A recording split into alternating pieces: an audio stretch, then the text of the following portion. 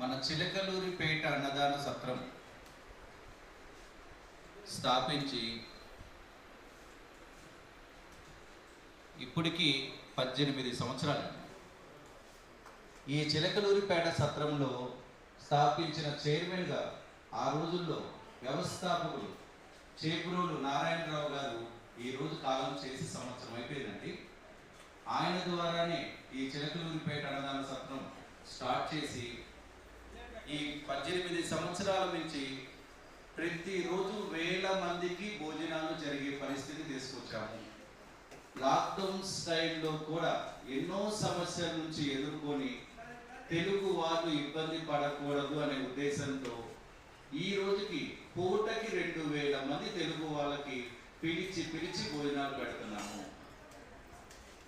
ఈరోజు చేబ్రోలు నారాయణరావు గారి సంవత్సరికం సందర్భంగా ఈ చిన్న విషయం మనం అందరితో పంచుకోగలుగుతున్నాము. ఎందుకంటే ఆయన ద్వారానే ఈ అన్నదాన సత్రం స్టార్ట్ అయ్యి ఇన్ని వేల మందికి ఈరోజు పెట్టుకోగలుగుతున్నామంటే మనందరం ఆయన గురించి చెప్పుకోవాలని ఒక నిమిషం మనం టైం తీసుకున్నాం. రూము తీసుకొని చాలా మంది తెలుగు వాళ్ళు భోజనం ఎక్కడ చేయాలో తెలియక ఇబ్బంది పడుతున్నారు. భక్తి నివాసులో అయినా, సాయి ఆశ్రమంలో అయినా, షిరిడీలో మీరు రూములు ఎక్కడ తీసుకున్నా తెలుగు వాళ్ళు కనబడితే పలకరించి మనదే చిలకలూరిపేట అన్నదాన సత్రం వెళ్ళి భోజనం చేయమని చెప్పండి. ఈరోజు ట్రైన్కి వెళ్ళేవాళ్ళు పులిహోర కానీ, పెరుగన్నం కానీ, చపాతీ కానీ, వెజ్ బిర్యానీ కానీ ట్రైన్ పార్సిల్ కావాల్సిన వారు లక్ష్మణ్ గారు ఉంటారు, ఆయన సంప్రదిస్తూ ఉండండి. ఆయన ఇంట్లో తయారు చేసుకొని అమ్ముతూ ఉంటారు. అన్నదానానికి సహకరించే ఉద్దేశం ఉన్న వాళ్ళు 101 రూపాయి కాడ నుంచి అన్నదానానికి సహకరిస్తూ ఉండొచ్చు. 251 రూపాయి అయితే రేపు మీ కుటుంబ సభ్యుల పేరు మీద స్వీట్ తయారు చేసి పెడతాము.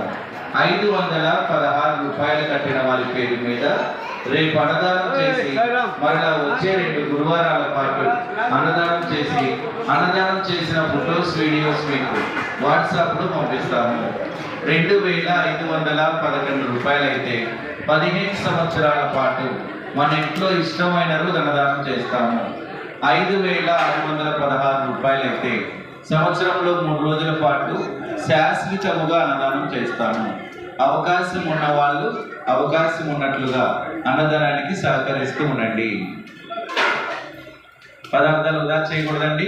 కావలసిన ఊరికి అడిగి పెట్టించుకుంటూ ఉండాలి. ఎవరైతే ప్లేట్లో రైస్ వదిలేస్తారో 1000 రూపాయలు హుండీలో వేసి పారేయండి. ఎవరైతే ప్లేట్లో రైస్ వదిలేస్తారో 1000 రూపాయలు హుండీలో వేసి పారేయించండి.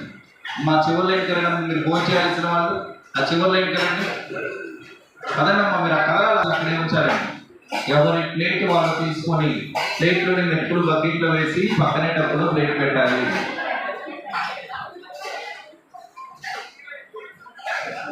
ఈరోజు ట్రైన్కి వెళ్ళేవాళ్ళు పులిహోర కానీ, పెరుగన్నం కానీ, చపాతీ కానీ, వెజ్ బిర్యానీ కానీ ట్రైన్ పార్సిల్ కావాల్సిన వాళ్ళు లక్ష్మణ్ గారు ఉంటారు.